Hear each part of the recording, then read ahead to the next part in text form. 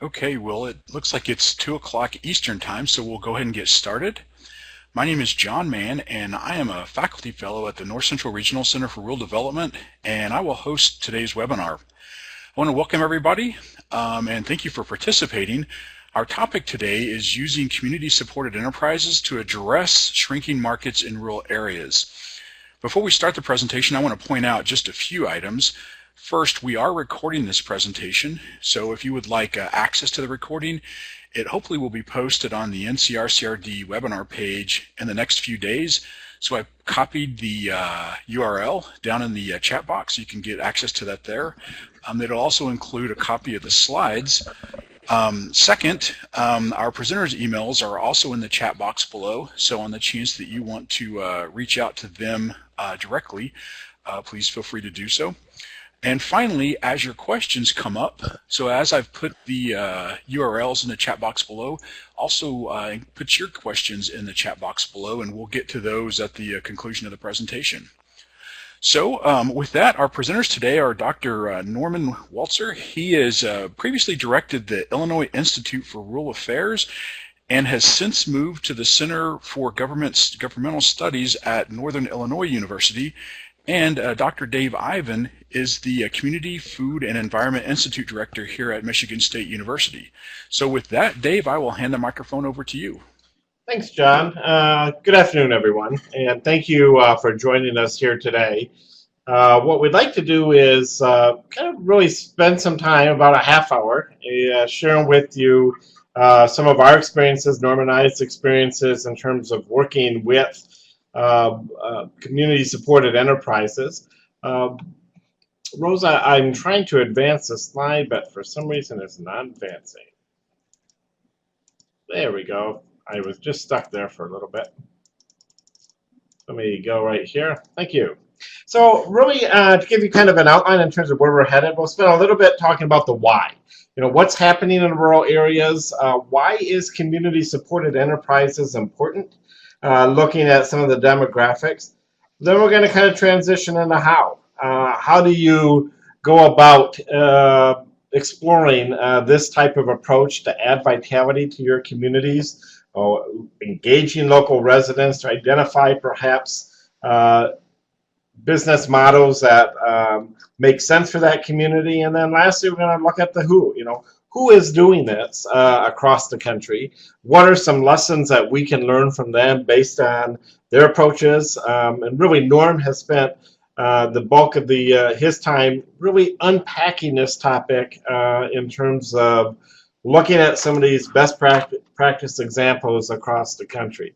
So with that, I'm going to turn it over to you, Norm, and if you want to go ahead and get us started in terms of why this is important in rural communities. Thanks, Dave and John. This is really, to me, a very exciting topic, and it's for a number of reasons. One is that as you're looking ahead, all the numbers basically suggest that in most areas, the rural communities are going to really take a population decline. And it's going to be because of a number of factors: aging people and higher birth rates or higher death rates for those, and lower birth rates and so forth. So I think what we're trying to do here, and what the people that I'm working with out in the field, I think we're trying to get ahead of the game. So it's not so much what are we doing this afternoon, as it's really talking about what are we going to be preparing for in the next 5 to 10 years, whatever it is, and how to make these rural communities basically more attractive, better places to live, you know, various things. So a lot of this stuff I don't think is going to be really new to the people in the audience, and I know quite a few of you in the audience, and so you've had a lot of experience with this. I think maybe what we're doing is packaging it in a little different way. So let's kind of run through it, and then we'll use the chat box or whatever to have a discussion. So the major issues that again, I think everybody knows is the shrinking populations. This is happening. The internet is obviously providing a lot, or is causing a loss of local businesses, but on the other hand, is providing great access to a lot of different kind of services. So one of the questions that you look at in the future is, what do we really need in small towns? Do we, you know, we obviously don't need a department store, maybe not a hardware store, other things, but what is it that we're going to need, and then how are we going to finance it? And the community supported enterprises are sometimes called community owned enterprises if you're talking to England. in other places. Social enterprises are a little bit different.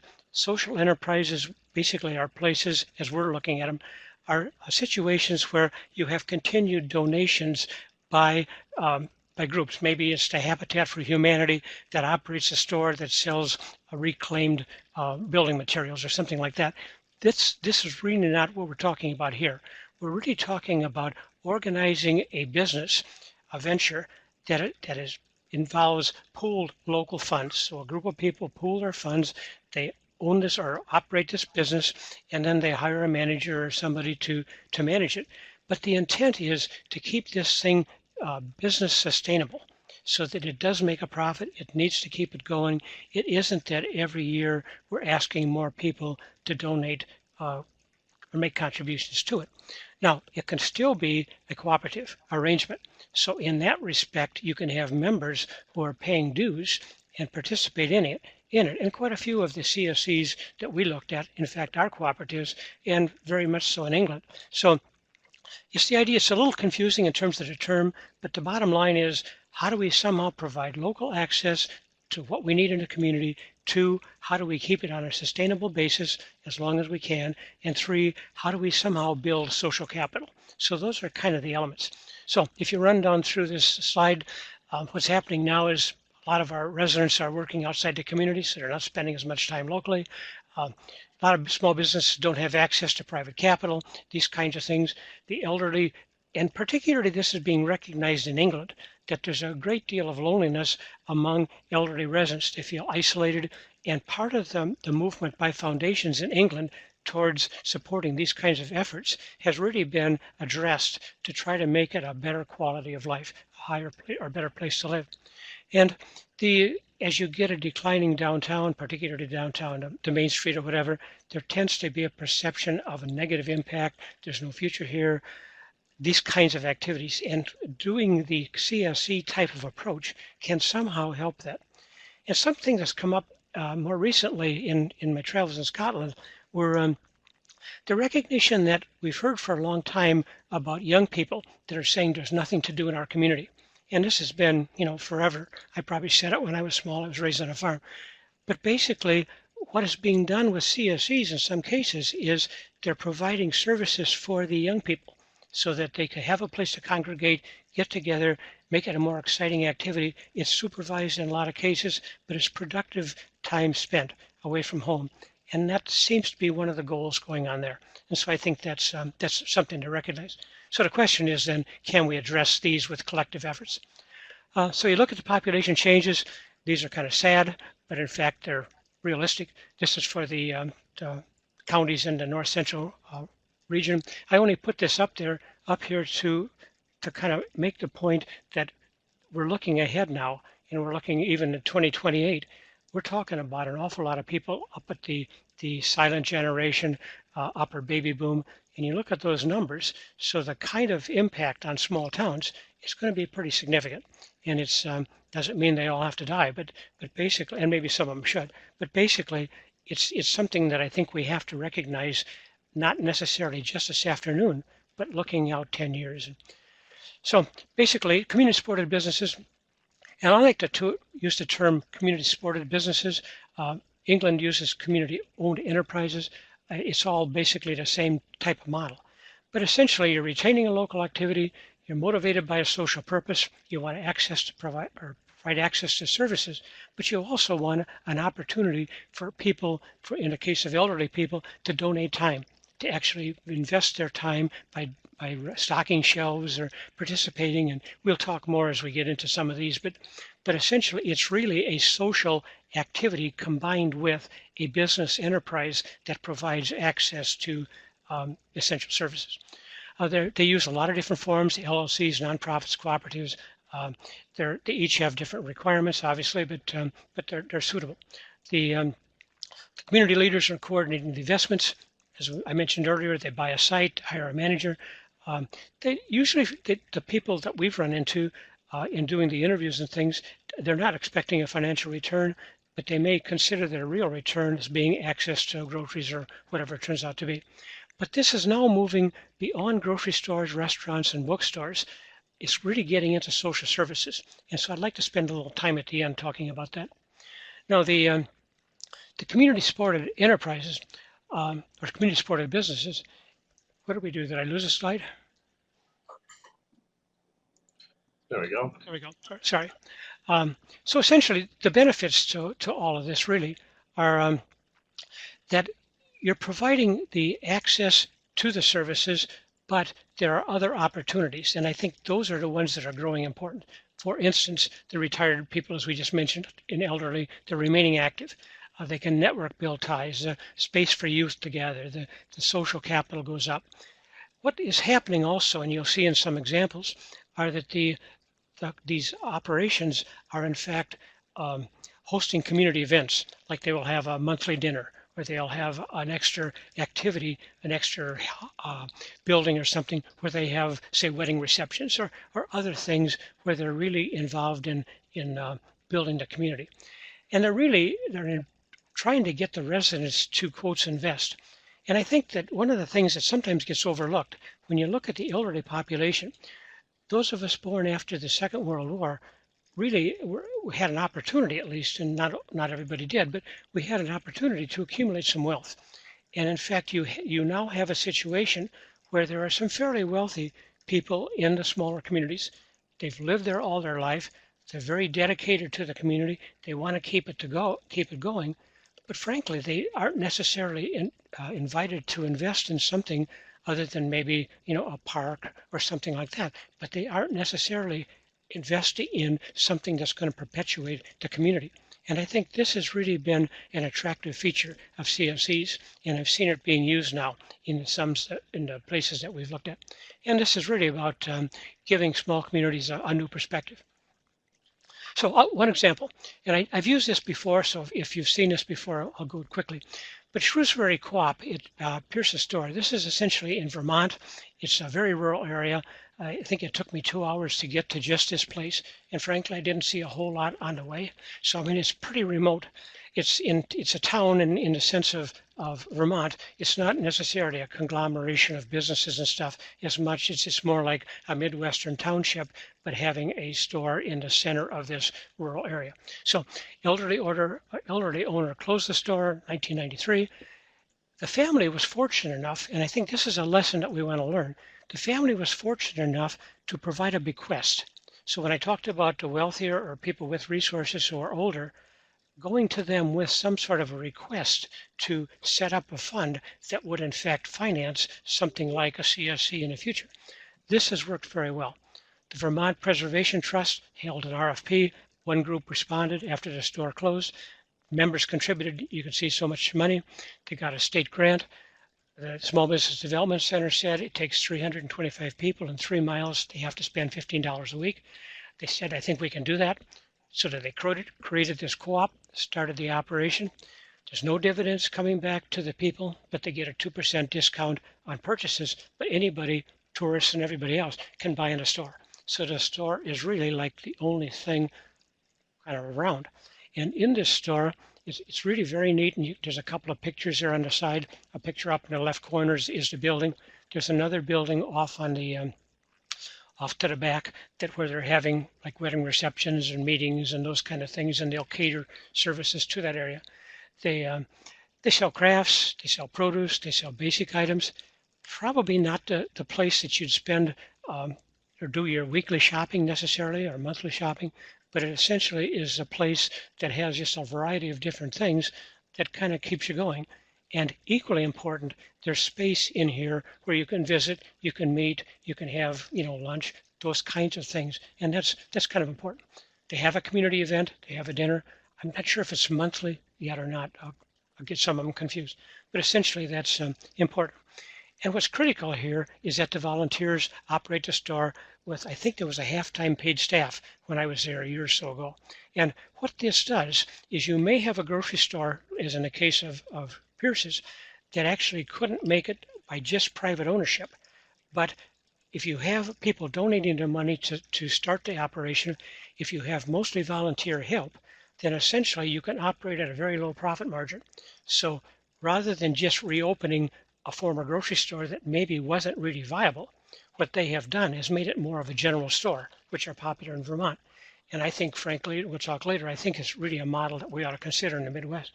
But that general store is really able to be operated at a significantly lower profit margin. The Hinsberg House is interesting because it was a cheese factory. There was a group of people who had retired from Ben and Jerry's. They set up a social benefit corporation and essentially made an investment and so forth, but they pre-sold meals. But the important point here is that their goal was to provide better quality meals in 5 communities, nearby communities. They wanted to improve the quality of life. They wanted to hire from within. They wanted to create some new jobs and provide, good food. And what's kind of interesting is if a local group, like a nonprofit group, wants to sponsor a meal, and if a certain number of people attend it, then for that night, the nonprofit group gets half the revenue. So essentially, they're investing back into community, which is a requirement of the Social Benefit Corporation. And it's a really interesting model. They're basically meeting industry targets, so things seem to be going pretty well. A third one now that we'll just talk a little bit about is the English pubs and community shops. And it's hard to imagine anybody who wouldn't want to preserve an English pub, but the fact is English pubs were dying in England. And essentially they were not just a place, to get a draft or something like that, but essentially they were the heart of the community in terms of social interactions and things. So the Plunkett Foundation, working with another larger group in England, actually started to get involved with individual communities, and they tried to get these pubs reopened, but reopened as a community-owned enterprise, essentially. And so you can sort of read the details, but there's 346 that are community shops that are operating now. Now, I've added the shops and the pubs together. They're a little bit different model, but the community shops are more like the two we just talked about, where you're selling a variety of activities. The pubs are more of a place to congregate and, buy liquor and everything else, but they are broader than just a bar. So basically, there's kind of a blending. But you can see what's going on. They had 95% were operated. There was 346, 95% operated by the community, and run down the list. And the Plunkett Foundation has been particularly useful in supporting these activities. The next one, we'll just talk a bit about the shops. There were 4 shops open in 2017, and I've cited the report here on the Plunkett website. So you might want to look at that if you're interested in this, because it's really pretty informative and has a lot of individual case studies. But you can see the number of people who have been involved and the kind of volunteer activities that have been created. The survival rate thus far has been about 94%. Plunkett's been doing this from about, I think, 2011 or so, and I think some of the other groups, about the same time. But it's just an interesting model, and it's very akin to the kind of things that we're trying to do in the United States. A third one that was our fourth one was kind of interesting in England, and I think has some real potential in the United States. As most of us know, I guess, there's declining attendance and less revenue in a lot of the smaller churches in small town. It's just a sign of the times. So the difficulty is you've got this really neat old building, historic building, and how do you finance it? And especially with a small congregation. And if the congregation is probably going to get smaller in the future as the population ages. So what they've been doing is, and this is a model from England, but they're basically opening to commercial activities. Now, I don't think the churches are opening bars and that kind of stuff, or pubs, but basically they're providing, where they have space, they may have a co-working center, they may have some sort of activity that meets their congregational need, but it also provides revenue that can be then devoted to maintaining the church and the parish and so forth. So they're really, again, you can see low-cost meals, co-working space. They're selling merchandise sometimes. They're hosting gatherings for special events. So it's not really incompatible with the church function in the past, but what it does do is kind of open a commercialization or commercial type of aspect to it, and seems to have been kind of successful. And again, I would suggest that you look at that report, because I think that in small towns, at least that I've worked with, there typically is a church. A lot of times they're active. Sometimes there's more than one, and they do have some sort of a parish gathering. And this can be within sort of their church mission as long as they don't get carried away. And so I think we're going to see more of this, and maybe need to look at it a little bit. And the model's the same. So basically, it can be set up the same way.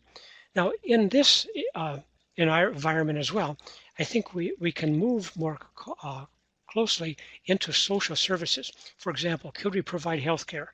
Could we provide some sort of, say, legal assistance 1 day a week, or healthcare 1 day a week, or examining room, something like that, to bring some services on a part-time basis back to the communities, and the people who do this service pay a rent to the operation, and basically continue the go. So the moving to the social services arena, I think, is clearly the next step, and something that can easily be done, and I've seen a little bit of it happening now. So what are the common characteristics? And you can read these. Basically, usually it's a lost service that they feel they needed. They're socially motivated. There's a fair amount of community support. There's a local champion that tends to spearhead the effort. They have a lot of different organizational types. Sometimes it's an existing organization that adds this to their venture if their mission allows it, or authorization allows it. They're all often including locally produced foods, crafts, these kinds of things. When we talked about Pierce's Grove, it really is kind of a tourist attraction now as a separate profit center. And these places really kind of have to have multiple profit centers. So maybe it's the lunch counter, maybe it's the grocery stuffs, maybe they get a little bit from crafts. Most of it's locally grown. This is what makes it sort of a unique, feature in a small town. And I think that's something to really keep in mind. The big thing, though, that I want to emphasize is they have to meet the usual business issues. Namely, you have to make a profit. You have to compete with larger, maybe more cheaper operations. You have to do things in unique ways, and you basically have to get your customers to come. So you're operating a business, and but hopefully with maybe a smaller profit margin needed. So we put together, this was really a two-step project. Several years ago, we did a book on our report on emergence and growth of community-supported enterprises, and that was sponsored by the North Central Regional Center. We did it with Michigan State Extension and with University of Wisconsin Extension, and with the Institute for Rural Affairs at Western here. And so basically, we put together this book that I think we detailed 20 or 25 case studies, and small case studies. Then we decided, well, it's fine to know about these things, but we ought to figure out kind of how they work in terms of how could we start them. So we then tried to provide last year a guidebook, and the guidebook materials are really some action steps. I mean, we described the various organizational structures. Here are some action steps, the kind of things that you need to go through, and basically how do you market it. And this, again, is not a detailed manual as much as it's just a set of resources, some suggestions. And I think in this one, we detailed 40 community-supported enterprises across the country. And I'm not sure, we may have one or two in Europe on this. I don't remember exactly when we did it. And then some follow-up procedures for working with the groups. So what did we learn? Well, the importance of social capital. You need knowledgeable leaders. The activity's got to be important enough. You have to have technical assistance, or it can be important. Vermont, I think, was an excellent case with the Vermont Historical Trust. I don't know that we have a lot of that in the United States or in the other states. Experienced operator, want to build social capital, multiple cost centers, so the kind of things that we just talked about. So the question now is, where are rural communities going? How would this fit? Here are some questions I would raise, and then Dave's been in Extension for many years, and I've worked with a lot of Extension folks, but do not hold an Extension appointment. So Dave, why don't I turn this over to you, and you can kind of carry us away. Sure. So I'm going to just kind of move forward because I run out of time here. But I think one of the things that it's important in terms of, as we look at the materials, this is more prevalent in the Northeast. It's more prevalent in Europe. And so many of us are engaged in community vitality, and so we're curious in terms of how you would potentially look at using some of these materials. How can you serve as a resource in local discussions with your community? Who can you engage as part of that process, and where can you begin? And we would welcome your thoughts in terms of how you would anticipate using these type of materials in your work. I think some of the questions to consider, kind of using the strategic doing framework in terms of what can I do, who could help, what could be accomplished, what are our goals, and then when can we meet again to really try to move this forward. We've got a whole list of different materials that was accessed as part of the literature review to pull together this material. We want to make sure that we provide this to you as well. And then we're also putting together a book. Norm's taking a lead on this, and there'll be a call for papers on this book. So if some of you are doing work with CSEs, this provides an opportunity for you to share that story and to provide a chapter or part of a chapter as part of this edited book. So here's our contact information, particularly on the book as we move forward. And then with that, we would welcome any questions. We have about 4 minutes, but they said we can go a little bit longer if need be.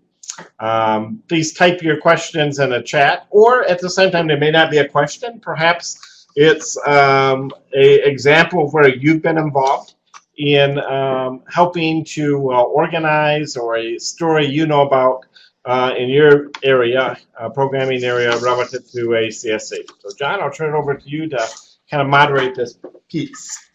Sure, great presentation. Thank you for that, both Norm and Dave. So while we're waiting for questions, please type those in the chat box below. I've got one for you real quick, I guess to either one. Is there an effort to connect some of the different community-supported enterprises with each other, maybe to share ideas or experiences or something like that, maybe some sort of a marketing effort, maybe even through social media? It seems like that would be an interesting endeavor. Yeah, so I'll start, and then Norm, you can go. This past year, actually in August, there was a national conference called the Community Capitals Conference. It was held in Detroit. Now, the emphasis wasn't just on CSEs, but really looking at community capital or triaging community capital in a way that can address a variety of different challenges facing the community. One sliver of that in terms of, how do we look at businesses or using community capital for businesses? So I think this is going to be an annual event. I understand from the organizers of that conference that it was very well attended. Unfortunately, I couldn't attend, and it was right in my own state. But that's one effort to connect people who are working on this. And Norm, you may know of others. Yeah, I don't know of much systematic in the United States. In Europe, it's been going on for a longer time. I think it's more recognized. I would say that the people that, at least that I've talked to, some of them, I think they're really doing this, but they don't really see it as a CSE. So they, a need comes up, so they need to reopen a grocery store or something like that. So they figure out how to, in some way, pool their funds and make it happen. And again, it may not be perceived as we're doing a CSE, but in fact, it's happening. And I think that's to me a very encouraging. Now, how do we then each learn from each other? And I think that's the real issue. So I think, yeah, social media would be great. Maybe a NCRC website, some activity or something like that. But I think that would really work out well. Great. Well, thank you for that. So we've got a couple questions now in the chat box. So the first is from Craig. He asks, are all co-ops considered CSEs? No, and when we started this 3 or 4 years ago, it was real difficulty because we had to somehow differentiate, at least in our project, we had to differentiate between, let's say, a social enterprise I mentioned earlier, like a Habitat for Humanity or something like that, that operates some sort of a business venture, versus something that was, say, a co-op that was strictly private. And essentially that what we have tried to define in this work, and not necessarily that it'll stand forever or that it shouldn't change, but what we're really focusing on here is more of a public-driven engagement. So it starts as a group of people who want to somehow achieve this end So it would be different, for example, than a new generation co-op, or some of the ones that were earlier were positive in the 90s or 80s or whatever. And for producers and things, this is much more of a social need driven kind of activity. But they can have the cooperative structure, namely people invest money, pay dues, get some sort of benefits back, and these kinds of activities. And I would say the question there by Jennifer is one business structure more common? And I would say in the United States, the ones we looked at, that co-ops were more common. And I think it was partly because there was some cooperative activity going on in the community. They were familiar with it. It was maybe an easier business model than to put up an LLC or to put up a nonprofit. But we've seen some of them as nonprofits. So they're not a co-op, they're not a LLC, but they're just a nonprofit. And I think under the previous tax laws, probably would have qualified for a tax deduction on the front end. But I think you're even seeing some of this.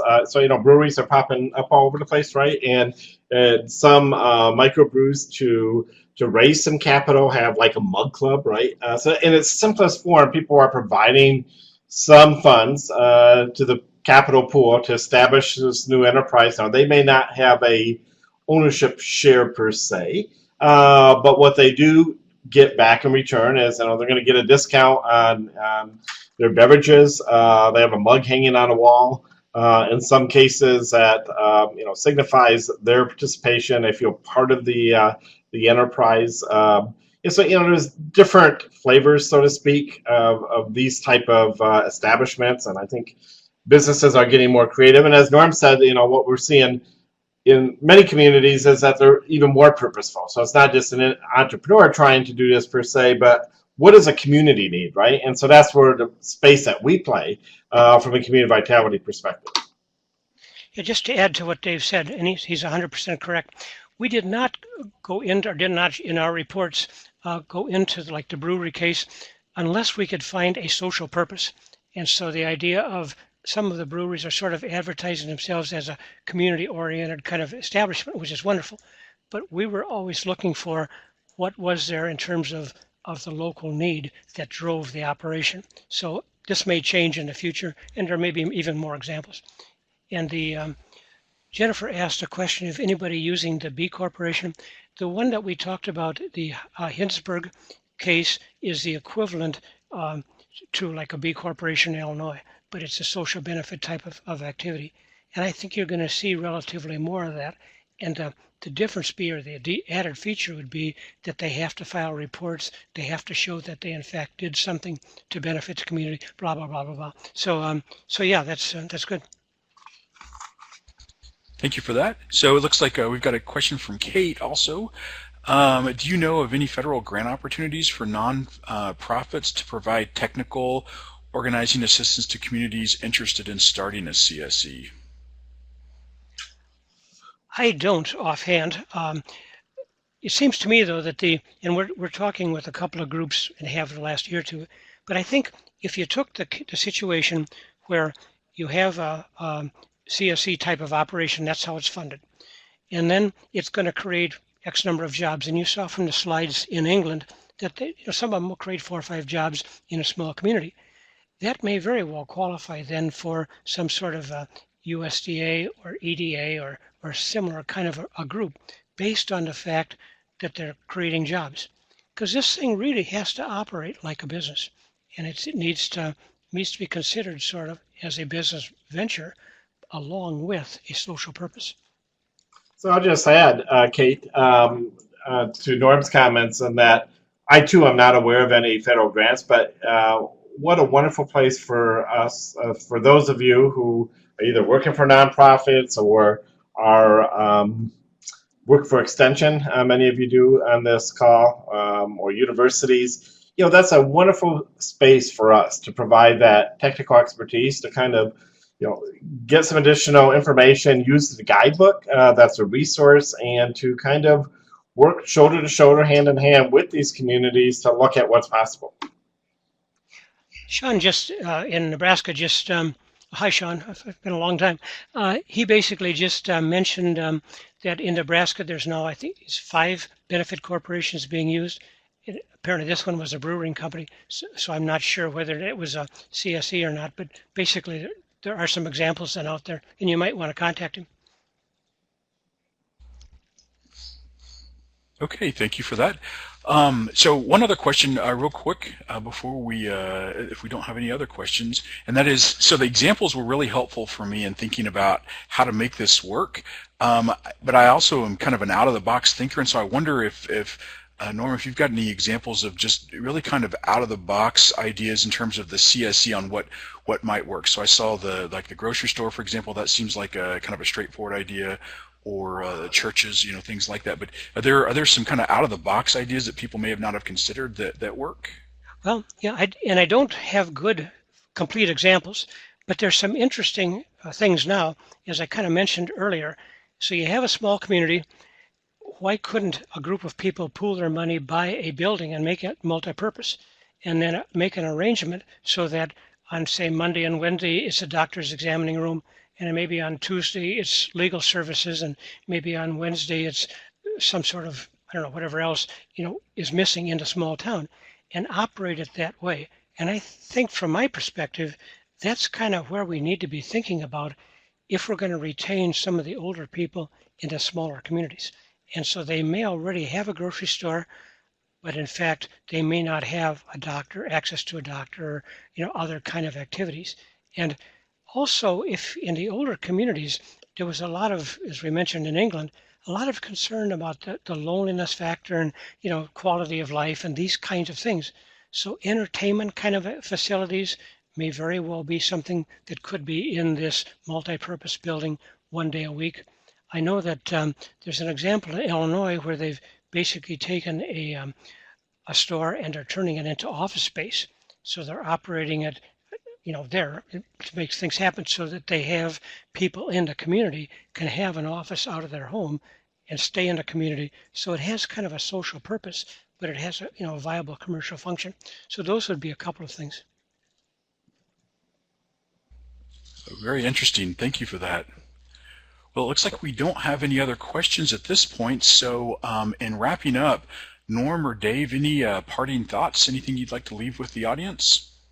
Oh, and again, I think the guidebook really provides that greater depth on this topic than we could certainly address in a half-hour webinar. We're just trying to dip toe in the water.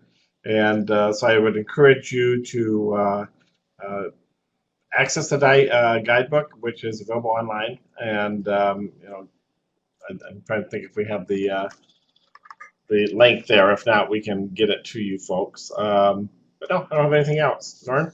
Yeah, I think I'll probably stay with this for a couple of years. And so I would say if you have examples or if some insights or want to talk about it or something like that, just send me an email and I'll see what, how, if we can help you at all. We just kind of flashed up the international book, but I've got, I think, 9 or 10 chapters now. One's from Italy, one's from Germany, one's from Taiwan, one's from northern Uganda, and I've examples of CSE type models that are being used. And the idea of that book will basically be to pull together, compare and contrast, figure what we can learn from them, and see how it happens. And so I would just say, yes, send me an email or send Dave an email, and let's get back and let's have a discussion. And maybe there's a way to have a chat in some way to kind of keep this going. Okay, great. Well, thank you for that. So I guess we'll start to wrap the webinar up. Again, for you in the audience, if you'd like a link to the recording, please visit our NCRCRD webinar page, and so that will be available hopefully in the next couple of days, including a copy of the PowerPoint slides. And so I want to say thank you again to our presenters, Norm and Dave, and thank you in the audience for participating, and that will wrap up our webinar. Thank you, Dave. Thank you.